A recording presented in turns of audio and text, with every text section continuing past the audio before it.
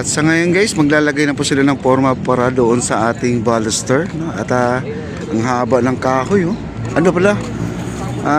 Gawa nila ay parang plastic yata yan, at saka mayroon silang bakal na hindi na pala kahoy. At talagang tuwid na tuwid to guys, no? At nandito po si foreman ngayon. At si engineer nandito rin. At in-advise na po, no? At nagbibigay ng instruction po ang ating engineer. At ang ating foreman nandito kasama po sa ngayon. Ayan, at dito ay binabasa na po. At umpisahan na po nila paglalagay ng baluster. At di ko lang alam kung sila ay magpo-flooring, no? Kasi ang flooring nito ay bumanite na rin. Ito ay bike lane, no? At ang lapad nito ay nasa magiging 6 daw to nandito, no? 6. Sir, anong lapad to, sir, dito? Hindi ko lang po ano kung anong lapad po eh. Ito? Opo. Pero dito sa kabila may 6 pa dito, no? Opo, meron. May 6 pa, ayun. Ayun mga kaibigan, at dito yata parang garden lang yata ito mangyayari. At hindi na mangyayari na gawing daanan to, kundi ito lang po. Ito ay parang maglalagay ng mga puno siguro ito. Kasi ang pagkakalam ko, ito ay boardwalk lang. Wala lang po siyang gagawing kung anong mga second floor or mga tindahan. Ito ay lakaran lang po. Siguro ito ay mangyayari lang po, dito ay may mga halaman. Siguro ay maglalagay na rin ng mga upuan para naman ay makapamas yan. Hello sir, good morning. Ayan, mag-umpisa na po sila guys sa kanilang trabaho. At dito guys, makikita natin yung precast. Ayan po ang precast natin, oh. Ayan ang precast natin. Gagamitin po yan sa dulo bago mag-i-end po ang ating sa may Port Santiago po yung precast na yan. Bali, 4 na po ang kanilang nabubuo dyan, oh. Bali, assemble na lang po nila yan. At doon naman sa kabila, meron na silang naka-ready, no? At para sa pang-anim na precast yan mga kaibigan. At ito po ang ang resulta sa ating binuhos ng isang araw. Martes po ito ng Wednesday ng madaling araw kami natapos mga kaibigan. Alas 4 ng madaling araw. Ayan, pagod na pagod po tayo, no? Sa sa pag-antay ng ating mga 8 truck na dumating kasi dito eh, no?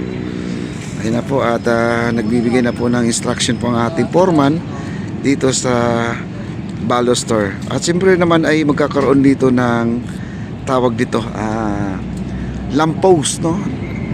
Kagaya rin sa kabila sa phase 1C.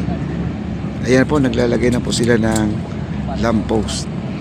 At ngayon po ay tawag nila dito ay layout, no? Li-layoutan na po nila. Sir, bakit pala binabasa yan? Para po tumibay po yung semento po. Para tumibay yung semento. Kaya pala. Para po pag hindi po siya pumutok. Okay. Para di mag-dry, no? Dry. Binabasa nga talaga yan, no? Ayan guys, at binabasa talaga nila yan para hindi raw pumutok. Kasi to yung ibang klaseng semento, yung mabilisang Ayun na pala ang ating mga no? Baluster natin, ang dami pala guys, oh. Ayun, na tinakpan po ng canvas na yan, oh. Ang daming baluster, oh.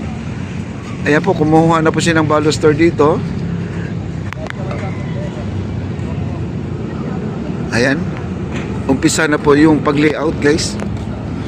Ayan si foreman at nagbibigay po ng paano po ilalagay, no? Ayan. Yan po ipapatong ganyan.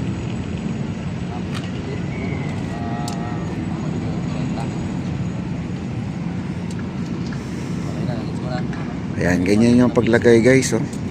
Tapos diretso-diretso na yan hanggang sa dulo. At ito na po yung gagawin nilang parang stopper at yung base doon sa ating baluster, no? Magbe-base muna sila.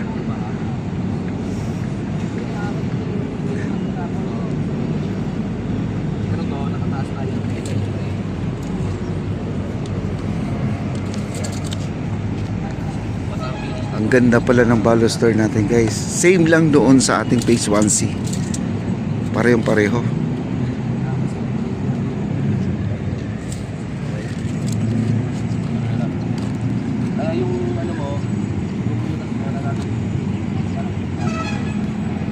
Ayan na po. Tuloy po ang kanyang pagdidilig.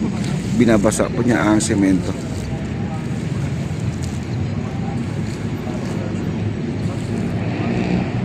Ayan. Ang haba na ito guys. Ano na yung kali? Dito guys, at papansinin nyo dito, itong ginagawa, kasi may nagtanong pala si Sir Albert Nido, yung dulo natin, parang nagkaroon ng bewang, no? Yung nandito, parang paliit siya. Hindi po paliit po yan, same size lang po siya, kasi dahil dito sa lumang baluster, ila sir, ayan po ating mga workers natin, ready na po sila sa kanilang trabaho ngayon guys. At may dumating pala kagabi, no? At di ko lang alam kung ilang truck tong dumating dito guys, oh. Daming gravel and sand mga kaibigan. Gravel and sand dumating. At ito po yung gagamitin sa paglagay ng baluster, no? At siyempre marami naman paggagamitan to eh.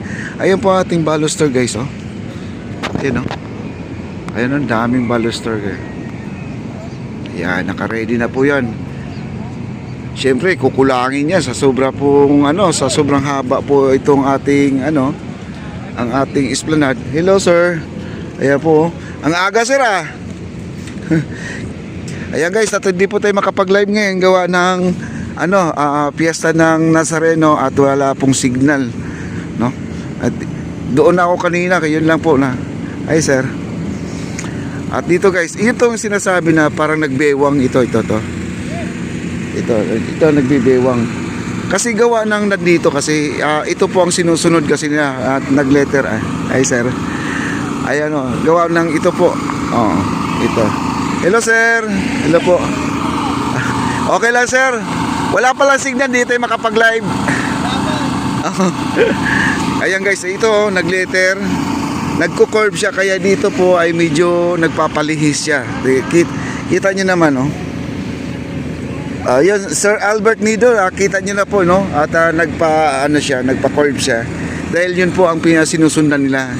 Ay ngayon guys, ito po at sinasampa na po nila yung mga steel deck nila, no? At sinasampa na po nila kasi doon po ay maglalatag na po sila guys. Ilalatag na po nila yung mga steel deck. Kung baga, waiting na po siya para sa second buhos natin. Pero ang mangyayari dito guys, 2 beses lang sila magbuhos. Tapos na ang una, ang pangalawa, papunta na po ng Fort Santiago. Isang buhusan na lang po yan. Kaya ganun po, abangan na lang po natin ha. Thank you po sa mga viewers natin at maraming salamat po sa inyong lahat. Ayan, kitang-kita naman po natin. Nandun si Foreman sa dulo.